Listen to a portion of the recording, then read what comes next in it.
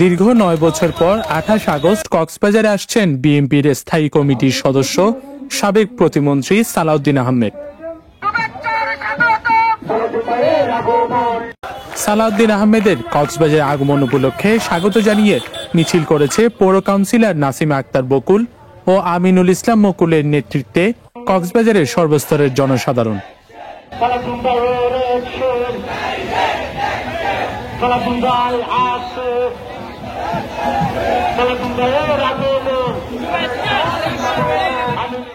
স্বাগত মিছিলটি শহরের গোল চত্বর মাঠ থেকে শুরু হয়ে গুরুত্বপূর্ণ সড়ক প্রদক্ষিণ করে কেন্দ্রীয় শহীদ মিনারে গিয়ে শেষ হয়।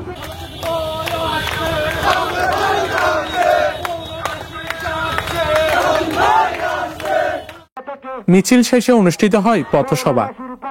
জেলা মৎস্যজীবী দলের সাবেক সভাপতি হামিদুদ্দিন ইউসুফ গুন্নুর সভাপতিত্বে অনুষ্ঠিত সভায় বক্তব্য রাখেন কক্সবাজার পৌরসভার ১০, ১১ ও ১২ নম্বর ওয়ার্ডের মহিলা কাউন্সিলর নাসিমা আক্তার বকুল, ৩ নম্বর ওয়ার্ডের কাউন্সিলর আমিনুল ইসলাম মুকুল।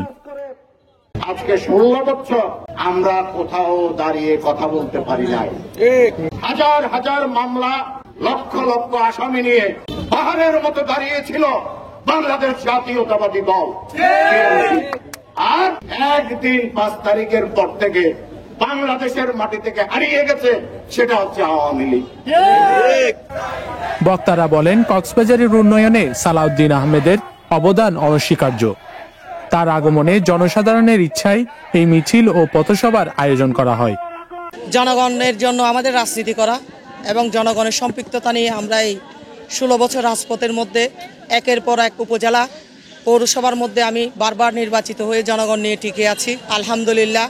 সেই সুবাদে আমাদের জনগণ, মহিলারা যখন বলছে সালাউদ্দিন ভাই আসতেছে, আপনি কিছু করবেন না, আমি আসলে মহিলাদের জন্য অনেকটা চাপের মুখে পড়ে আজকে আমার এই মানে মিছিলটা ছিল। মানে আমাদের আগমন, সালাউদ্দিন ভাইয়ের আগমন উপলক্ষে আমরা স্বাগত মিছিল করেছি। আমরা আমাদের কক্সবাজার পৌরবাসীকে বলবো, এই কক্সবাজার পৌরসভার উন্নয়নে সর্বপ্রথম যার অবদান, আগে এই কক্সবাজার জরাজীর্ণ রাস্তাঘাটকে যিনি উন্নয়নের ছোঁয়া দিয়েছেন তিনি আলহাজ সালাউদ্দিন আহমেদ। পৌরবাসী আমরা রাস্তার দুই পাশে দাঁড়িয়ে এই আলহাজ সালাউদ্দিন আহমেদকে, আমাদের কক্সবাজারের গর্বের ধনকে আমরা স্বতঃস্ফূর্তভাবে বরণ করে নেব ইনশাল্লাহ। ২০১৫ সালের ১০ মার্চ রাজধানীর উত্তরা থেকে সালাউদ্দিন নিখোঁজ হন। ৬২ দিন পর ওই বছরের ১১ মে ভারতের মেঘালয়ের শিলংয়ে স্থানীয় পুলিশ তাকে উদ্ধার করে। এরপর বিভিন্ন আইনি জটিলতায় ৯ বছর ধরে দেশে ফিরতে পারেননি তিনি। চলতি বছরের ১১ আগস্ট ভারতের বন্দিদশা থেকে দেশে ফিরেন তিনি। News desk, CCN.